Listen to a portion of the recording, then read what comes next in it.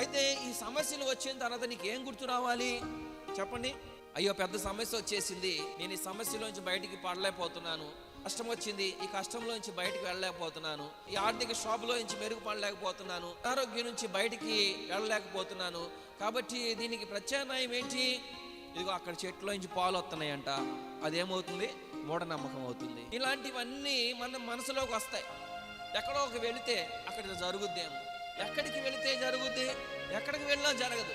యేసయ్య అంటున్నాడు, నీ హృదయాన్ని తెరవటానికి నేనే భూమి మీదకి వచ్చాను.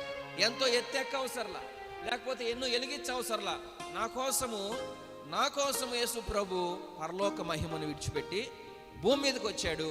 అందుకని నేను ఆయన నమ్ముకోవాలి. మన ప్రత్యామ్నాయము ఆ సమస్యలో ఒకటే గుర్తుకు రావాలి. ఇజ్రాయేలీలు ఐగుప్తిలో చేసిన గొప్ప కార్యాలు జ్ఞాపకం తెచ్చుకున్నారు. నమ్మకమైన వారు దేవుని కార్యాలు చూస్తారు. వైద్యులు చేయలేనిది చేశావు, నా పక్షాన అద్భుత కార్యాలు చేశావు. ఇప్పుడు నాకున్న నమ్మకము ఎవరి మీద పడిపోవాలి? హాస్పిటల్కి వెళ్ళాం, మంచిగా వైద్యం చేశాడు, తిరిగి ఎక్కడికి వెళ్తాం? అదే హాస్పిటల్కి వెళ్తాం. ఆయన చెయ్య మంచిది అని, నీ చెయ్యి మంచిది అంటున్నాడు. చేతిలో ఏమీ లేదు, చేతిలోనూ లేకపోతే అది మూఢనమ్మకం. 3 విషయాలు చెప్పాను. నమ్మకమైన వారు, నమ్మక ద్రోహులు, మూఢనమ్మకం కలిగిన వారు. ఈ 3 విషయాల్లో మనం మొట్టమొదటి నమ్మకమైన వారుగా ప్రభు కనపడే వారంగా ఉండాలి. దేవుడు చేసే గొప్ప కార్యాలు ఎవరు చూస్తారంటే నమ్మకమైన వారే చూస్తారు.